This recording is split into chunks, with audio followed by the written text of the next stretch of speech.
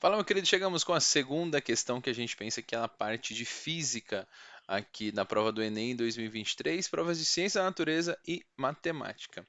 Nessa segunda questão, a gente traz aqui uma leitura sobre os CDs e os DVDs, né? Então a gente, eu acho que era muito importante você fazer uma leitura atenta na hora para a prova amarela era a primeira, a segunda questão, então ainda você estava com um nível de atenção legal. Agora nas outras questões, nas outras provas eu não sei em qual parte você, em qual questão que essa questão 92 da prova amarela apareceu, mas acredito que você, se você fez com bastante cuidado, você conseguiu retirar importantes dados para resolver o exercício. É evidente que precisa de alguns conceitos para responder isso, mas a leitura atenta fazia parte dessa questão. Então, bora lá? Se você não está inscrito aqui no canal, se inscreve lá, nos ajude cada vez mais a chegar a tantos. Ó, informações digitais, dados, são gravados em discos ópticos, como CD e DVDs, na forma de cavidade microscópica. A gravação e a leitura ótica dessas informações são realizadas por um laser, uma fonte de luz monocromática, e quanto menores as dimensões dessas cavidades, mais dados são armazenados na mesma área do disco. Então aqui o CD ele armazena menos, o DVD armazena um pouquinho mais, e aí eu tenho um novo agora que é o novo, agora não, né? Um novo, o mais avançado desses que é o Blu-ray, que tem ainda um armazenamento maior ainda. Um fator limitante para a leitura dos dados é o espalhamento da luz por efeito de difração, fenômeno que ocorre quando a luz atravessa obstáculos com dimensões da ordem do seu comprimento de onda. Então já começou a aparecer aqui o conceito de difração, não é tão importante, mas volta a aparecer uma questão sobre ondulatória e que fala sobre o comprimento de onda, quando eu consigo contornar um obstáculo. Esse é o efeito da difração, né? Essa limitação motivou o desenvolvimento de lasers com emissões em menores comprimentos de onda. Então, ó, lasers com menores comprimentos de onda, possibilitando armazenar e ler dados a cavidades cada vez menores. Então, qual que é o objetivo? É você criar um laser que tenha o menor comprimento de onda possível dessa montagem. Em qual região espectral se situa o comprimento de onda do laser que otimiza o armazenamento e a leitura dos dados em disco de uma mesma área? Então veja, aqui ele não tem como a gente saber, e não era obrigado o aluno saber como que era formado, aliás, qual laser, o CD e o DVD. Seria muito decoreba, né? Se decorar qual que é a forma de onda, qual é o comprimento de onda que a gente usa. E qual que é o tipo de luz que a gente encontra ou o tipo de onda eletromagnética que a gente está estudando.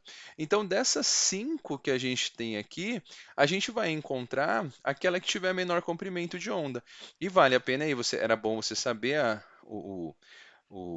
as sete cores que a gente tem no arco-íris, né? Que é o vermelho, e aqui a gente começa com o vermelho, e aí a gente lembra do VAV. Então aqui é vermelho, aqui A, V.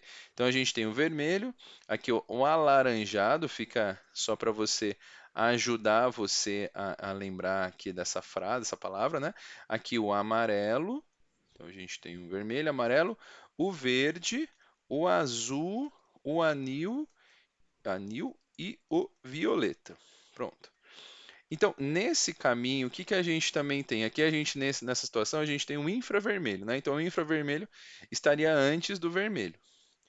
Se tivesse mais um aqui chamado ultravioleta, ele estaria aqui para baixo. Nessa classificação que a gente tem, o que que a gente precisa saber? Aqui, vou até aumentar aqui a parte que a gente está adotando. Quanto mais próximo do violeta eu tiver, a minha frequência aumenta nesse sentido. Então, por exemplo, se a gente está estudando aqui, eu tenho uma menor frequência aqui e aqui uma maior frequência. Então veja, ó, então aqui a gente tem uma menor frequência e aqui uma maior frequência. Maravilha. Então, isso daqui era importante você saber, isso você deve ter estudado. Quanto do vermelho até o violeta, o menor das frequências é o vermelho e o violeta é o maior. E o que que acontece com a questão do comprimento de onda? A velocidade dele é uma velocidade constante, né?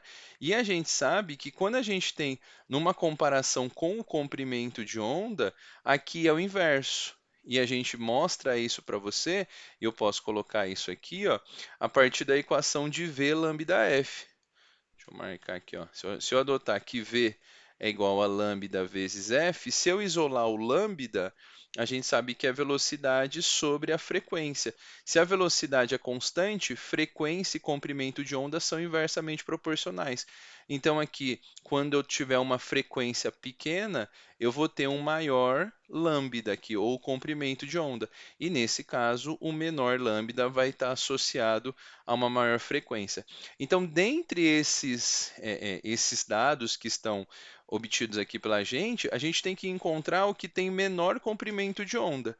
Dentre esses todos, o que está mais próximo nessa orientação, a gente tem, ó, vou marcar aqui, o azul, a gente tem o verde, tem o vermelho, tem o infravermelho e tem o violeta. O que tem menor frequência, com certeza, a gente vai associar ao violeta. Então a gente anota como essa sendo a alternativa que a gente encontra para essa resposta. A alternativa A aqui do violeta para responder essa questão e ela está associada ao menor comprimento de onda, consequentemente uma maior frequência. E isso vem da retirada da informação do enunciado. Então a leitura bem feita do enunciado era muito importante. Eu espero que você tenha acertado essa questão. Deixa seus comentários aqui se você foi, como é que você está indo na prova do Enem 2023 e traz aqui essas realidades para a gente. Grande abraço e até a próxima. Valeu!